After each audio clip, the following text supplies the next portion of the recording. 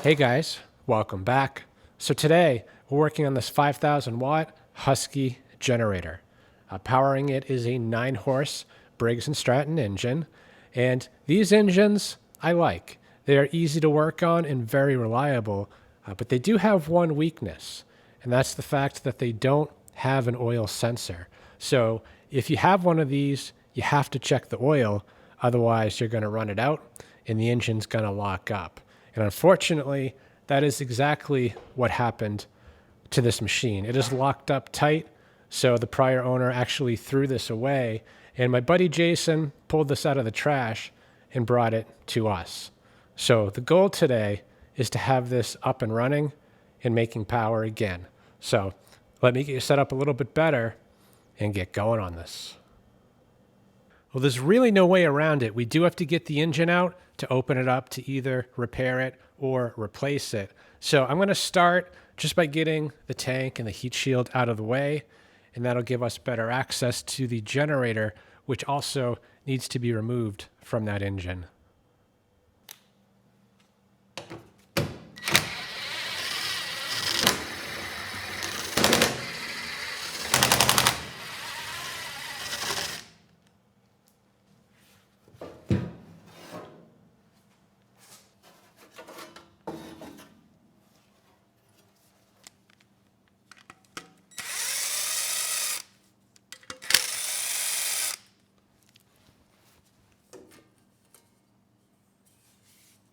Someone's definitely been in the generator side before, which is a little surprising.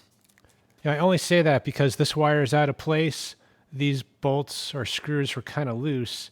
And this piece right here, it wasn't fitted properly. It was actually a little further than it should have been.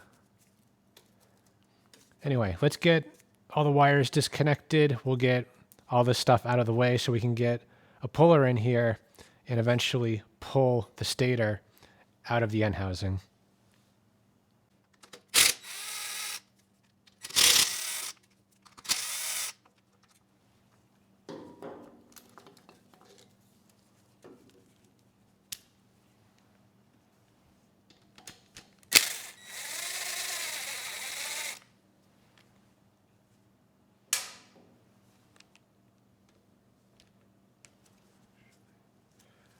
Actually, I don't think I need to remove these wires. If I just remove the wire block, that'll give us a little bit of room to get a puller in. And up to the control panel, there is actually a quick disconnect. So yeah, we can leave these in place.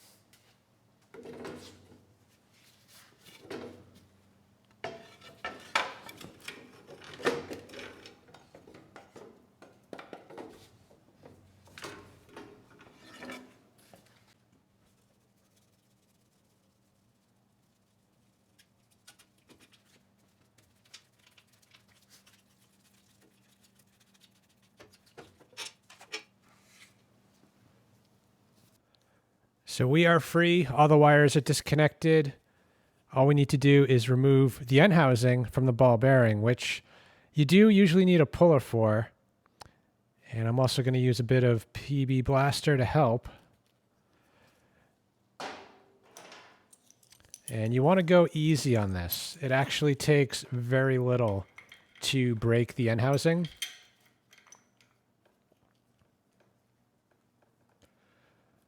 So after you put a bit of pressure on it, and I mean just a bit, if things don't start coming out, you need to put the brakes on it because you're going to break something. And in this case, I can tell we are moving.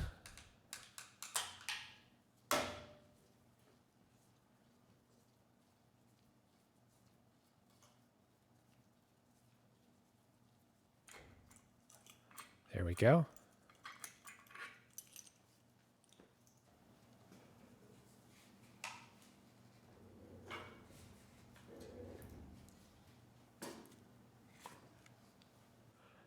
That is the tiniest little rotor bolt, just a 10 millimeter socket, and the bolt itself is about 8 millimeters. So what I usually do to get these off is, back the bolt out just a bit, strike it, and usually the shock will pop it off the tapered shaft. This one, I'm not sure we're going to have that option because the bolt is so small. We might pretzel it, but we'll give it a try.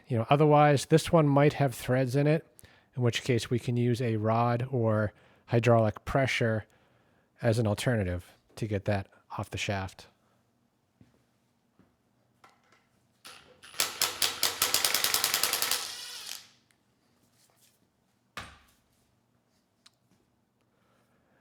And I'm going to turn it almost all the way back in. So if it does start to pretzel, it can only go so far. So what you don't want is to pretzel it so bad that you ruin the bolt or it gets stuck in the shaft. But like that, we should be able to strike it and have a chance of it popping off that shaft.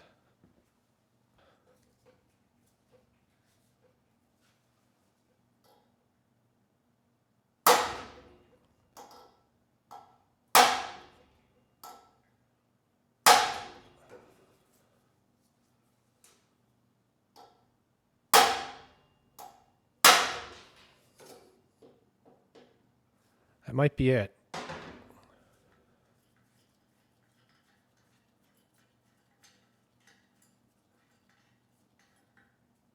Yep. It occurs to me, we never actually checked the oil or drained it. So we're only a couple steps away from getting the engine open. I think we do need to at least pull the plug and get out what's in there. And I will say, whatever's in there, it is extremely dark, although it does not look to be out of oil. Interesting. And it smells like old fuel. So yeah, maybe I'm jumping the gun on this one here.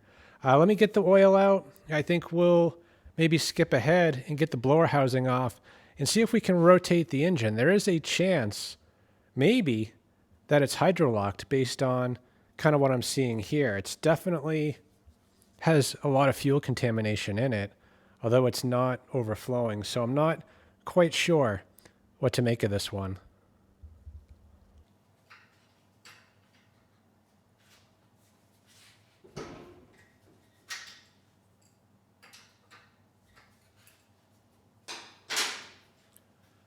I will say I'm really surprised that there's anything in here. And I'm wondering if the oil was added after the engine locked up. Yeah, that's really thin oil. And although it's dark, it's not that dark. So yeah, potentially the engine locked up and then someone added oil a little bit too late. I'm not sure, but I think I might pull the spark plug next and just make sure there's nothing in the cylinder keeping the engine from rotating.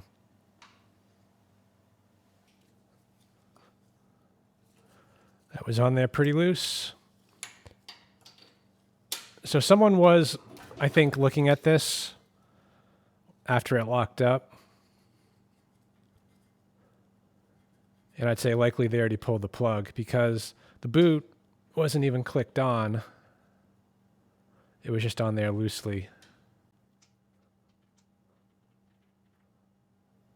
Okay, well, at least it wasn't mechanically regapped.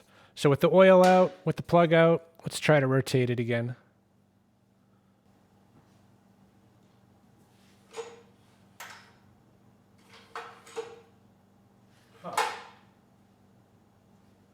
Very interesting. The engine did rotate just a bit, and it actually felt fine until it stopped. You know, it is locked up again.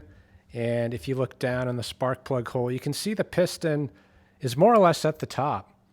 So potentially there's a little bit of carbon or rust preventing it from advancing any further. So let's see if we can rotate the engine backwards. And yep, it is rotating. Oh, I do hear bad noises. And now we're stuck again. Let's see where the piston's at. And the piston's back at the top. So yeah, there could be some mechanical issues, or maybe there's just a little bit of junk in that cylinder. So I'm thinking, let's rotate the engine again to get the piston down. I'm going to spray in there with some compressed air, see if anything comes out. And we'll also get some penetrating oil in there. And I'm thinking, you know, let's get better access to the flywheel and the flywheel nut. And we can rotate the engine, see if we can make a full revolution.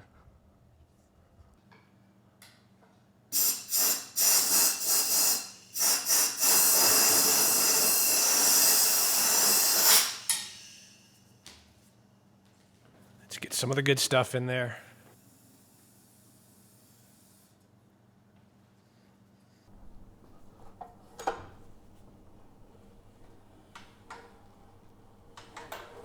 The engine's rotating. I just made a full revolution. It's definitely a little noisy, but it could just be dry. Let's see if we have compression. And we do. So this engine might run. I'm thinking let's probably check the compression, but even before that, you know, I'm going to pull the valve cover. I just want to make sure everything's good. And then we'll do a compression test. I'm thinking we need to get some oil back in that engine because I think it's going to run.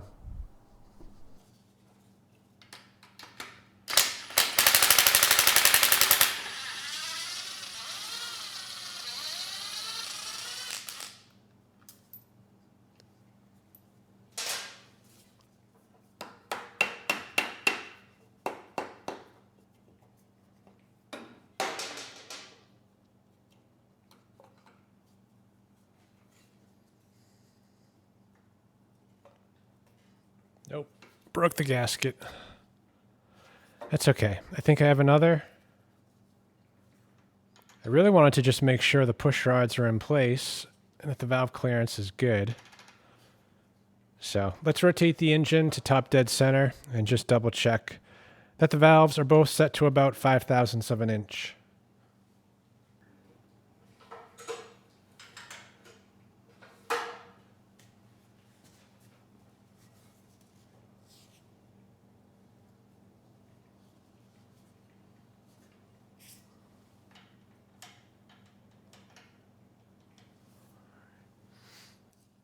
All right, we're just a touch past top dead center.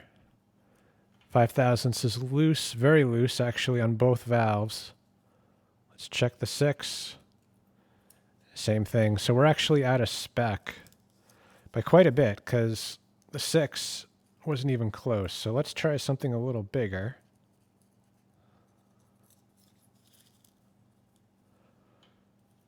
$10,000 fits on both valves.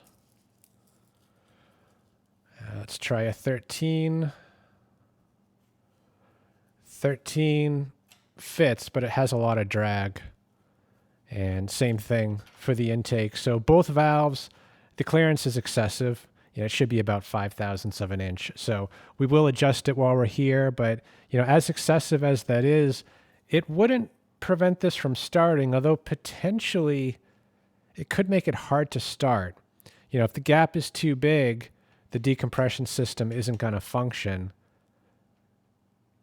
I'm not sure if that's the case here or not. Let me actually throw the plug back in and pull it over and just see with 13/1000ths if the decompression system still lets out any compression, because the bump that this valve gets during the compression stroke, it's pretty small. It might only be about 10,000. So if the gap is too big, although the rocker still gets bumped, you know, the valve doesn't actually crack open. All right, let's try that.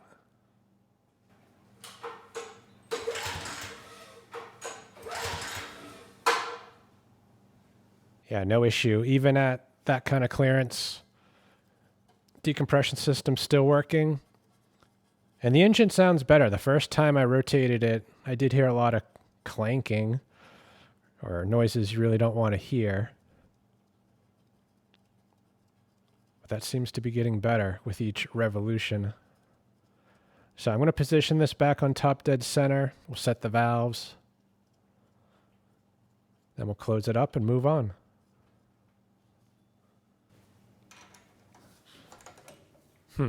That was loose. So yeah, did I mention someone was in here chasing a problem? And judging by the smell of the oil, I'm almost willing to bet that the carburetor was the problem, because it was definitely watered down with fuel, and this nut is actually stuck on the adjuster too, so that's not helping. So I'm thinking likely the carburetor flooded out the engine, potentially some rust got on the rings, caused the issue where the engine wouldn't rotate, and that was that. You know, it was thrown out after that.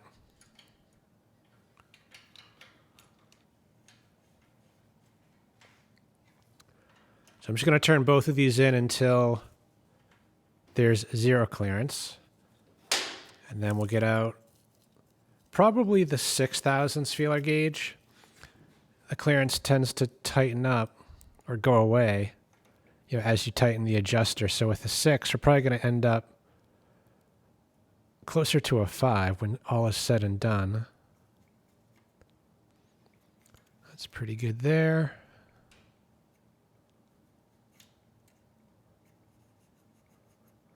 And that's pretty good right there.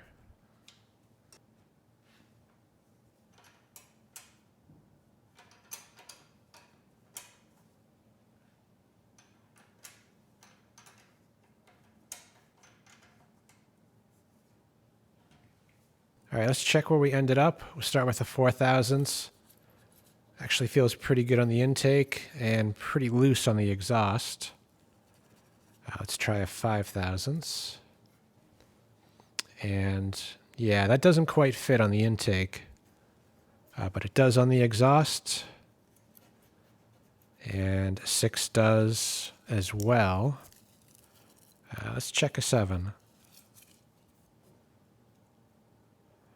And a 7 does not fit. So both valves are in spec. I would say the intake's on the tight side of the spec and the exhaust on the kind of the loose side of the spec, but that's kind of how you want it, because the exhaust valve, it does run hotter. You know, that clearance will close up more as the engine runs. So usually you do see specs call for a little bit more clearance on the exhaust.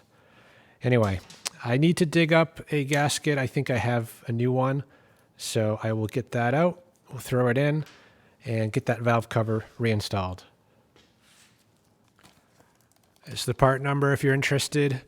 Fits the overhead valve engines, both the 9 and the 10 horse.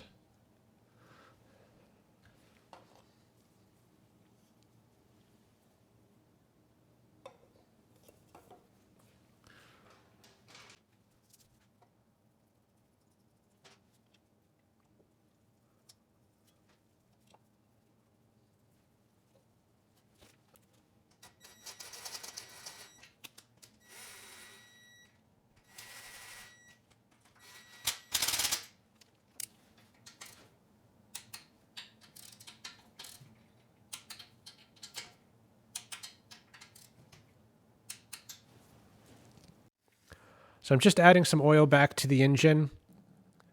You know, it is looking like this engine is capable of running. You know, aside from the issue of it not rotating a few minutes ago, you know, it seems like that was only a temporary setback. Anyway, we'll get the oil in here. I do want to do a compression test just to see kind of where we're at, but you know, I can say we do have compression. So as long as we have spark and fuel, I think it's going to run.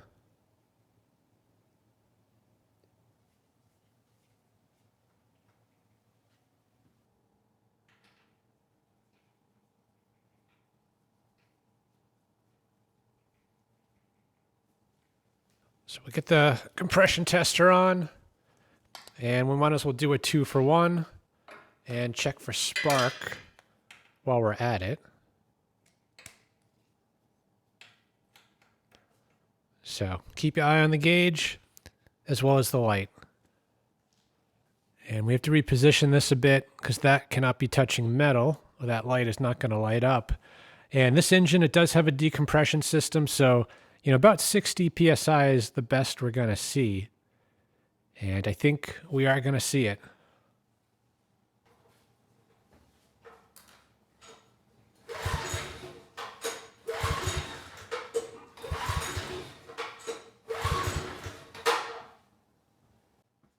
Okay, good. We've got spark, and the compression is also looking pretty good, right around 60 PSI. So all we're missing now, I would say, is fuel.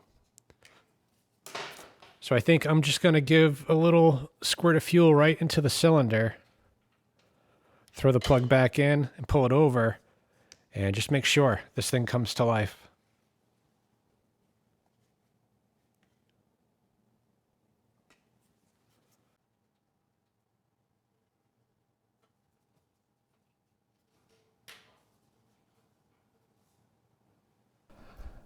All right, so the ignition's on, choke is on.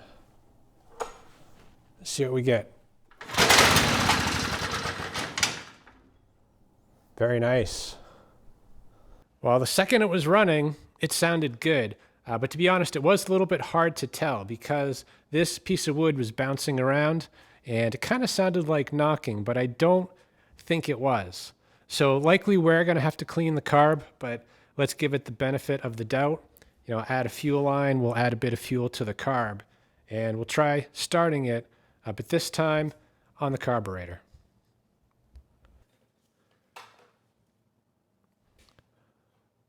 And I will say these carbs, they're resilient. There's a lot of plastic inside. Of course, they still can get dirty, but there's a lot less in there to corrode and go bad. The carb is accepting fuel.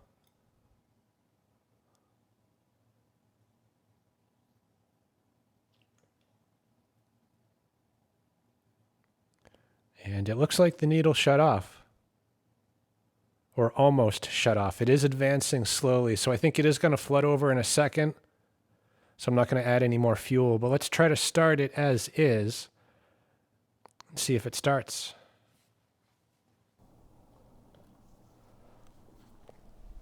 All right, let's try this again. I did add a little bit more fuel. It is not sealing, so the needle definitely has issues. Anyway, the choke's on, ignition's on. Let's give this a try.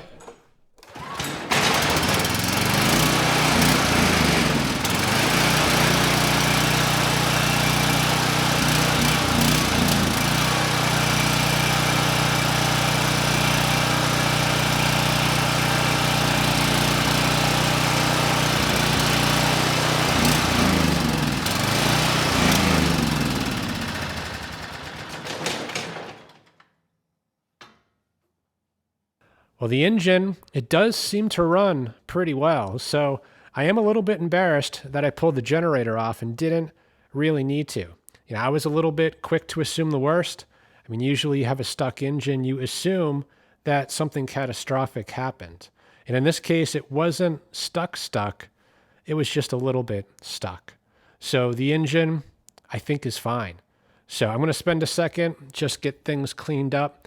I want to get that generator back on. And then we'll do the same test. I want to make sure we're producing power. And assuming we're good there, then all we need to do is dig in on the carb. Right now, the only way it works is in choke. And even like that, the needle isn't working that well. So we will go through that, but let's just make sure everything else is good before finishing it up.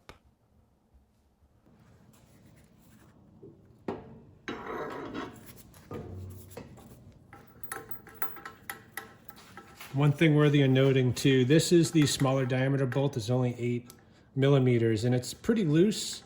So when you tighten it up, usually goes to one side or the other, and it looks like there's something wrong when this thing is spinning at 3,600 RPM. And in my case, I am going to actually build a shoulder with electrical tape to kind of take some of that slop out of there. So it'll build a shoulder and keep it a little bit more centered.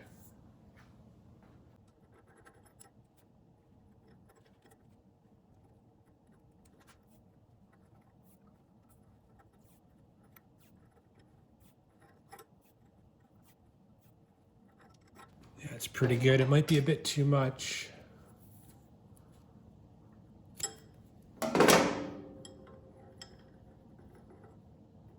Yeah, I'm gonna take a couple wraps off.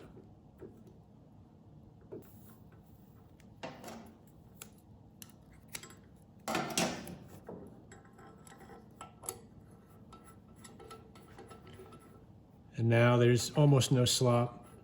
So it doesn't really matter either way if there is slop, but I'm a little concerned myself, just because if you torque it down and the bolt is sideways and then it moves to the center, then all that preload is gone. So let's torque this to 18 foot-pounds. I'm gonna try a strap wrench since this is only 18 foot-pounds. Not sure if I recommend this or not because it wouldn't take much to damage a wire. So proceed with caution. Probably a safer way is to put rope in the cylinder or a socket on the flywheel.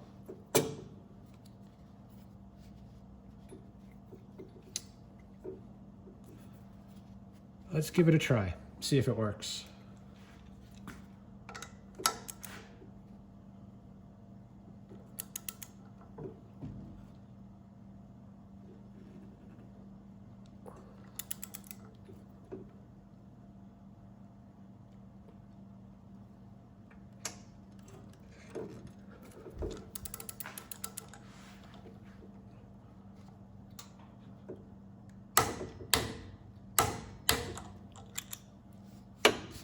We're good.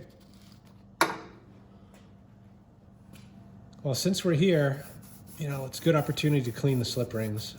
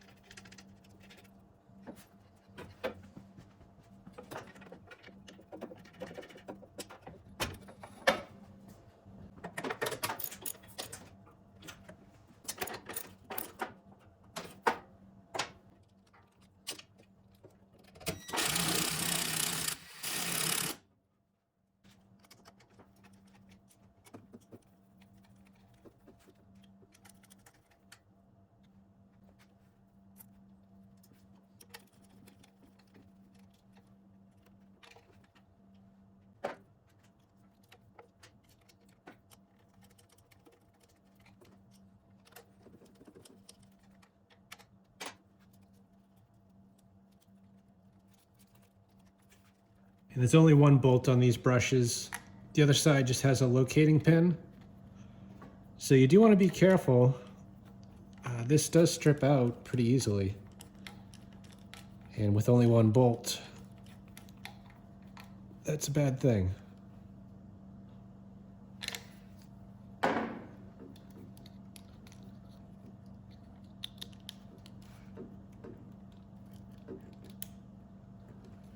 All right, we're back together enough. I'm just gonna plug this into the control panel. We'll add a light and the kilowatt, and we'll start the engine again. Make sure we have power output. All right, let's give this a try. We've got the kilowatts. We're assuming we can keep it going long enough. We'll get a read on what the output is. We also have a light plugged in and turned on, and the carb has been refueled. Let's give this a try.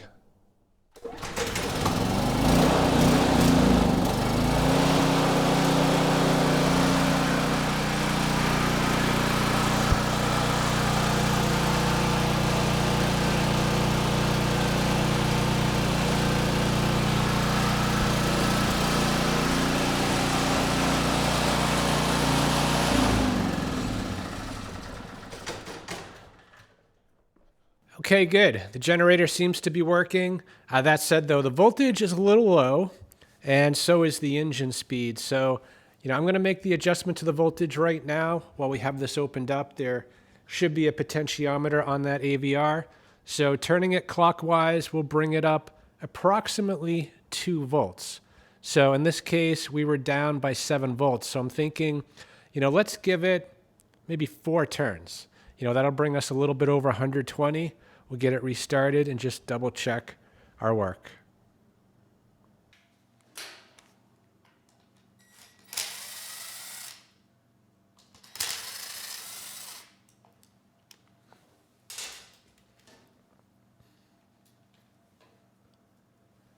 And that is the potentiometer right there.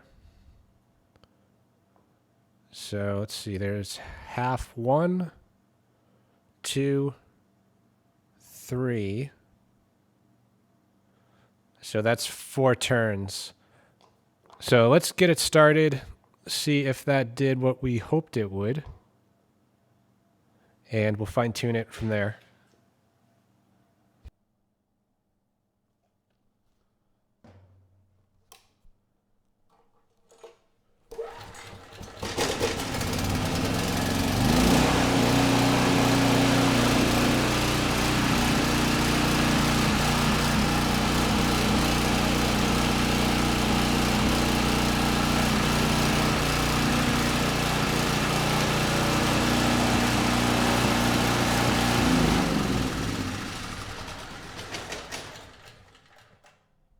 And that was pretty much perfect. So we're at 122 volts, almost exactly 60 hertz. So still a little slow on the engine speed side of things.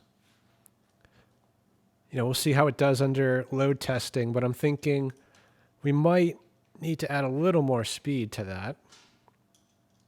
But the engine's cold as well, and you usually do gain a little bit as the engine warms up. So I think we're down here for now, hopefully for good.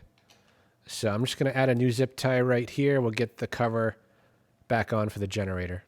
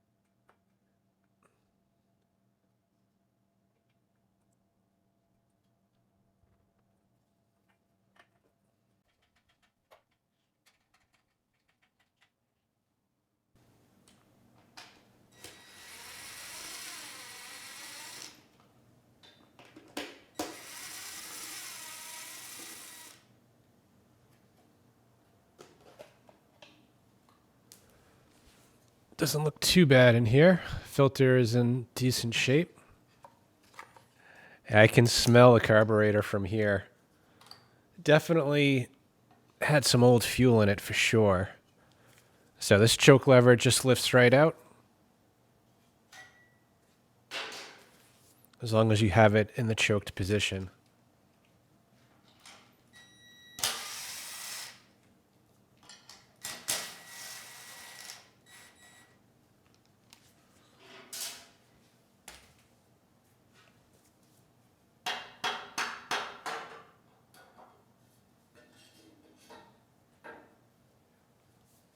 To get this carburetor off, you do need to remove the studs.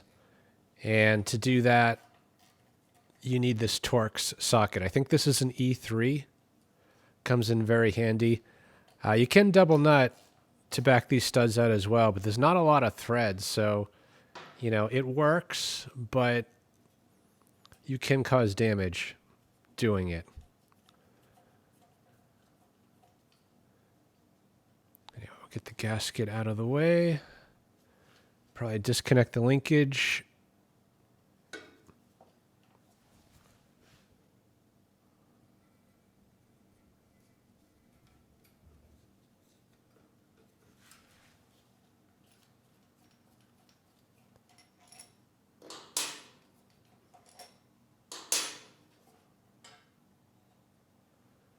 And we're free. All right, let's see what we're dealing with here.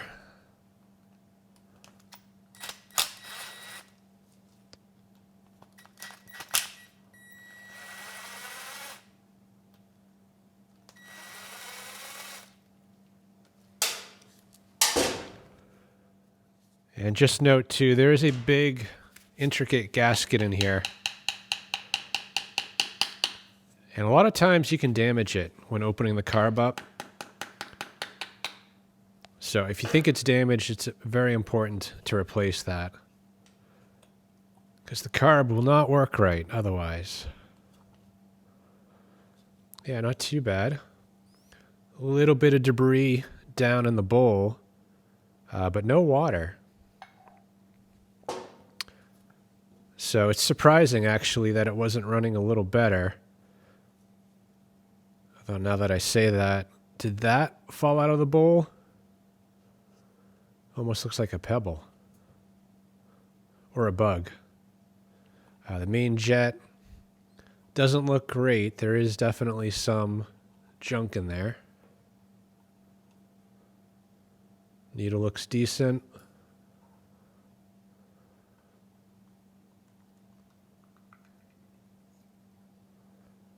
And the gasket looks pretty good. So I suspect the problem is likely in the main jet. And it also draws up fuel through these passages here as well for the pilot circuit. But those do look clear. This, I can see light through it. So yeah, no smoking gun, I would say, on this one. But it's definitely not clean, so we'll clean it up and try it again.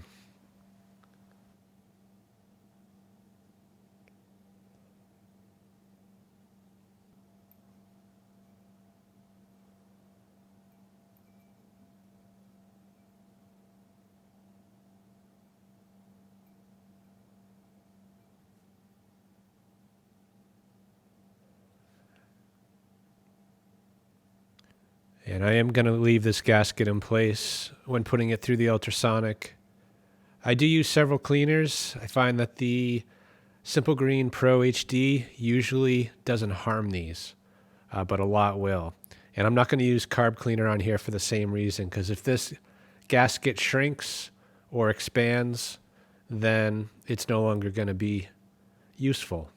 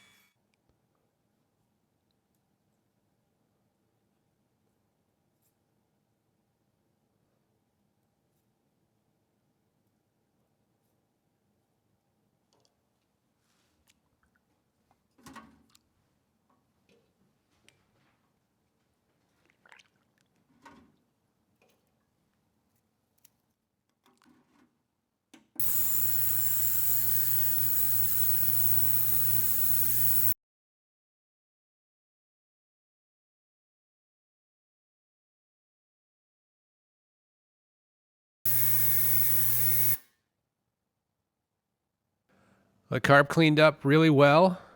Not that it was that bad to begin with. So I am a little concerned that it's not going to fix the issue. And we're actually having two issues. It was running too lean and the needle wasn't sealing. That said, though, the needle looks pretty good. So I'm not sure a new needle is actually going to fix the problem. There's actually kind of two variables here. One is the needle that needs to seal right here in this plastic body. But of course, this plastic body also needs to seal. And this O-ring right here, if it's leaking, then it's also going to kind of emulate the symptoms of a bad needle. So, you know, potentially we need a new gasket kit. Maybe we need a new needle, or potentially neither. So I'm going to try it as is. And if it doesn't work out, I actually do have a rebuild kit for this carb. It only includes the gaskets, though, not the needle. But we could try that if we need to. So we're going to start actually by getting this O-ring out. I usually put it on the body of this piece right here. And, you know, that I do suspect is the problem. And actually looking at it, yeah, it does look a little uneven. You know, I thought this was supposed to be round, and it's actually not. The walls are pretty straight. And if I look at the rebuild kit, yeah, that's supposed to be round. So I take back what I said. I'm not going to use the gasket, at least not all of them. You know, I think the main gasket is good, but the one that seals right here does not seem to be good. So yeah, we'll use that one instead. So at least this will fix one problem.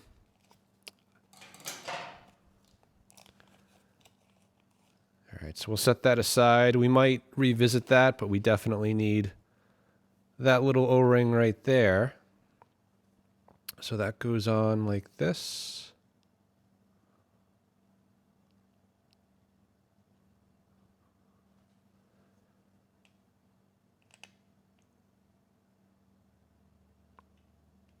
Then make sure it seats fully. Kind of wiggle it, helps it go in. That seems to be good. So now we can add the needle back to the float and get that installed. And actually, why don't you tell me? I forgot something pretty important here. The main jet. So that goes in the tube, small side face down. And you have to double check it because it does tend to turn, but in this case it seems to be good. It's also not fully seated, so you just want to make sure it goes all the way down, which it looks like it is. Yep, that is good. And now we can put this on.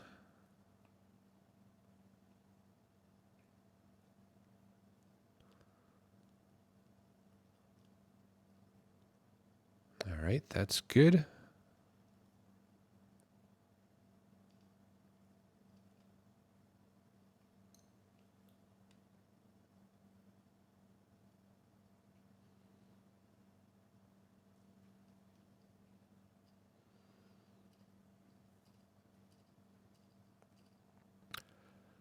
All right, so we get the bowl secured, and I'm going to pre-fill this with fuel. I want to test the function of the needle in the seat before we bolt it back onto the machine.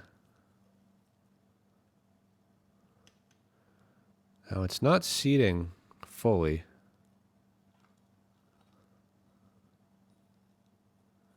Yeah. And we're actually pinching the gasket. So that main gasket, you know, I was trying to save it, but I think it may have expanded a little bit. You can see right there where the bowl was pinching it. So I think we're going to use the new one.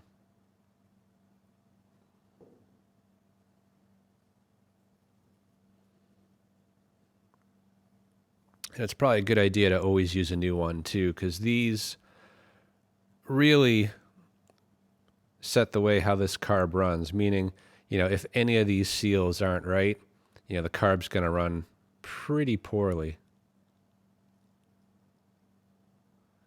All right, that looks good. And the trick is getting the two halves together without anything moving.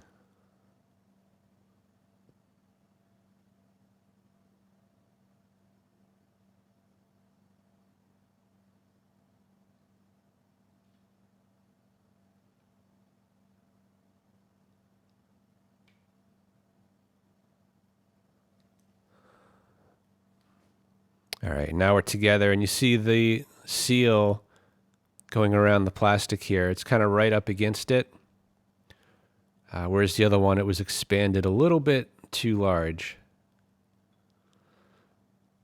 So now if we put the bowl on, we can get a good seal.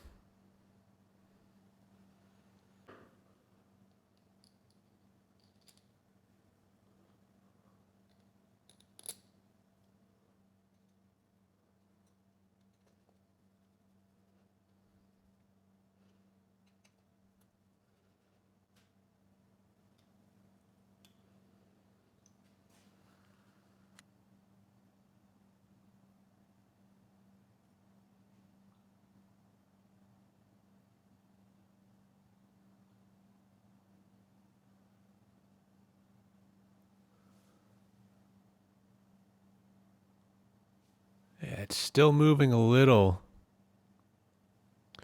but it is slowing down. And it might actually have stopped. So that wasn't happening before.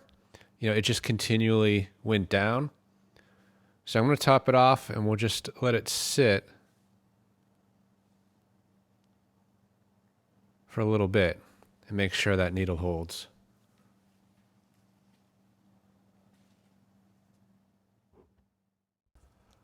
Well, it's been just over 10 minutes, and we're holding nice and steady. So I'm going to get this bolted back on. We'll get the engine started up and see if the run issue is also fixed.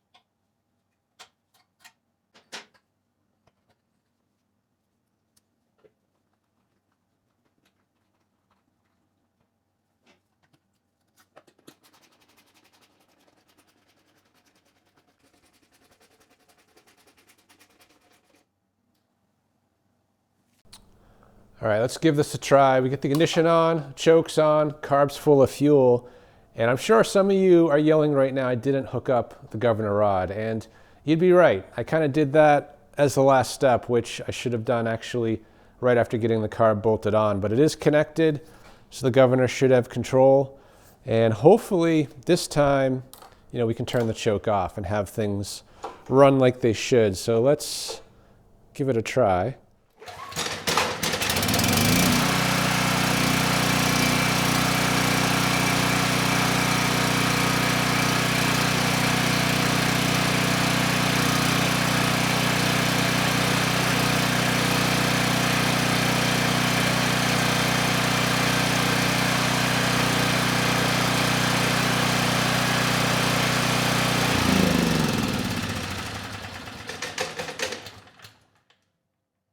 Yeah, that was a pretty big difference. Started first pull, could turn the choke off right away, and the engine ran absolutely perfect. So, although we ran it through the ultrasonic and cleaned out some debris in the bowl, I'm almost 100% sure that all of its issues were related to these gaskets. So if you have a Nikki carb and you've cleaned it and it's not running right, definitely replace those gaskets because they are critical for it to function correctly.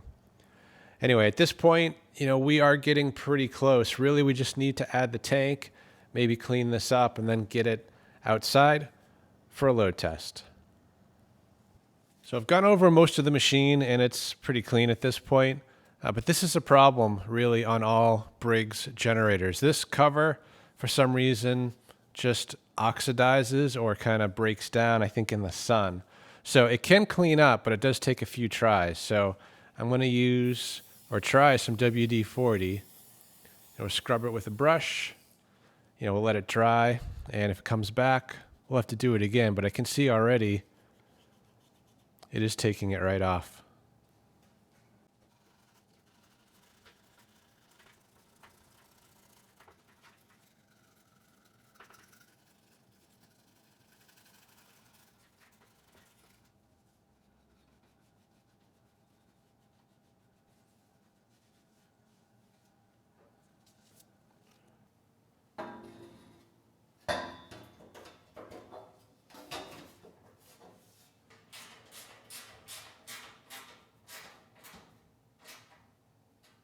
I was getting ready to put the tank back on, and I noticed there is a little bit of liquid down in there. It does not smell like fuel. I just mopped a little bit up, and the towel that I pulled out kind of dripped on the top, and you can see just by the surface tension, that is definitely water, not fuel. So I do need to finish mopping this out. We'll dry the tank out, then we can get it back on the machine.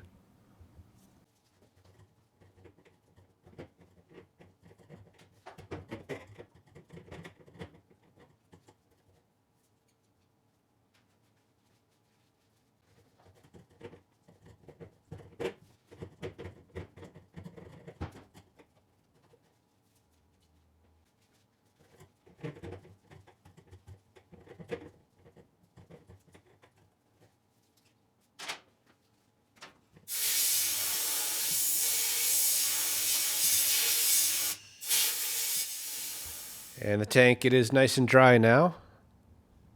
So definitely be aware of that. I mean, water doesn't take much, will stop any small engine carburetor from working.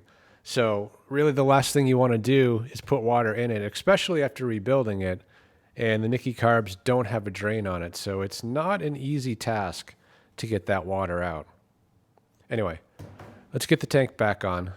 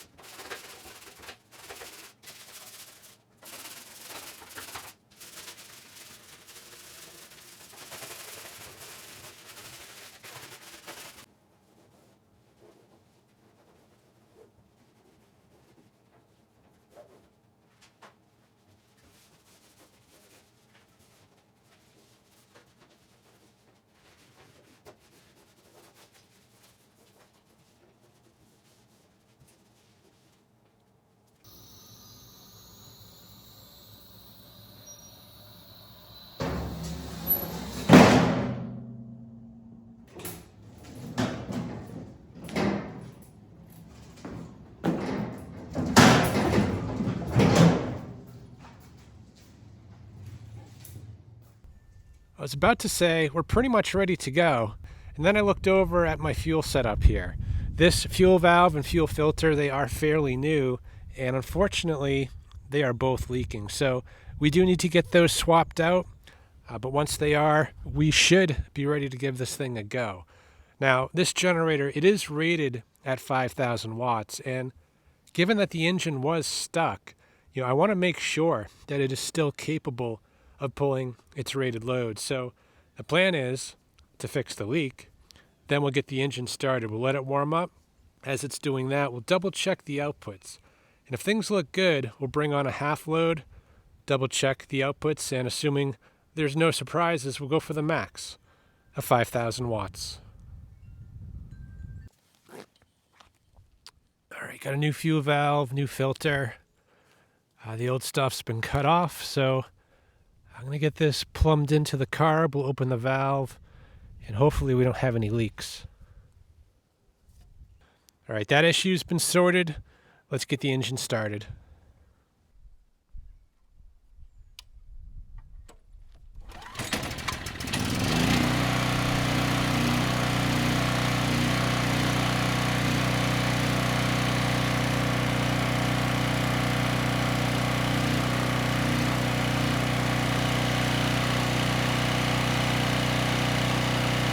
No issues getting the machine started. It sounds good. Was able to turn the choke off right away. And the no-load speed's pretty good at around 61.5 Hertz. And the voltage is good as well, kind of in the 122 to 123 volt range. Without a load, the THD isn't too bad at about 4.5%. And the sine wave, a little bit jagged, but I've seen quite a bit worse. So let's put on a half load. See how it does. So we'll start with a quick 2,000 watts. No issues, holding at about 61 Hertz. And we'll add another 500. So we're at 2,500 watts. And the THD came up actually quite a bit to 17.3%. And the sine wave, a little bit deformed. But it's not quite as jagged. It did clean up. So we'll give this a few minutes. Assuming everything goes well, we'll go for the max, 5,000 watts.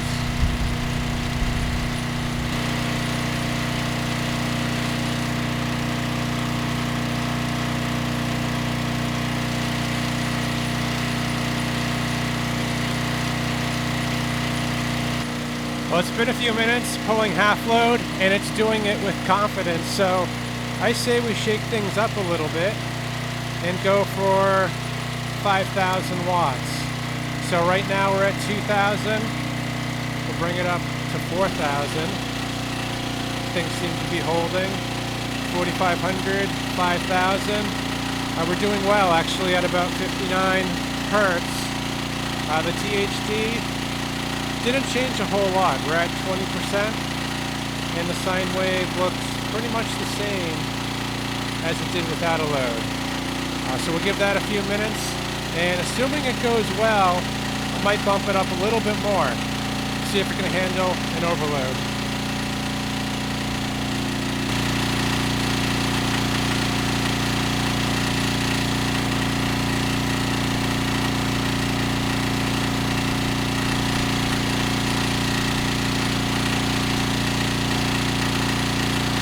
Well, it's been a few minutes, and it has no issues at all pulling its rated load of 5,000 watts. And the engine, I would say, actually has plenty of horsepower left, because we're holding just fine at 59 Hertz.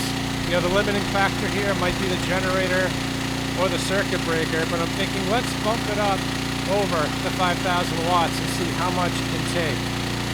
So I want to start actually just by swapping these 500s for 1,000. So now we're back to 5,000 watts.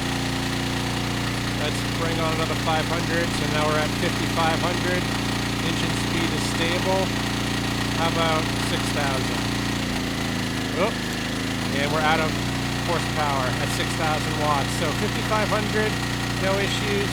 6,000, can't do it.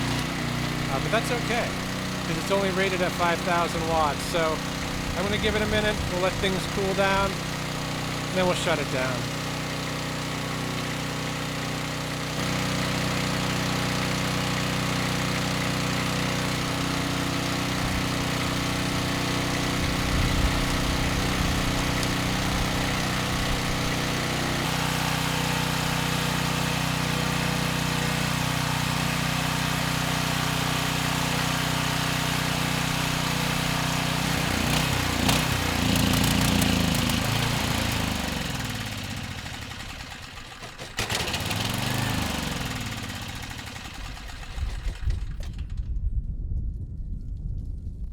I think we got pretty lucky on this one. I went into this expecting that we would have had to rebuild or replace the engine. So I definitely jumped the gun on it, as we later found out, because this engine did not run out of oil. And although the engine was stuck, it broke free pretty easily. And once rotating, we had compression. And not long after, we got this thing up and running. And it's running quite well. We actually pulled an overload without issue. So yeah, this machine has plenty of life left in it. I think ultimately the problem here was the carburetor.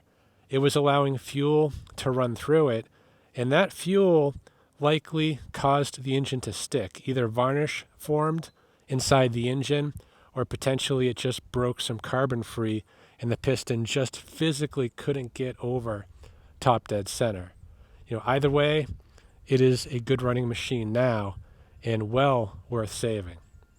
So I hope this video helps someone. Thanks for watching.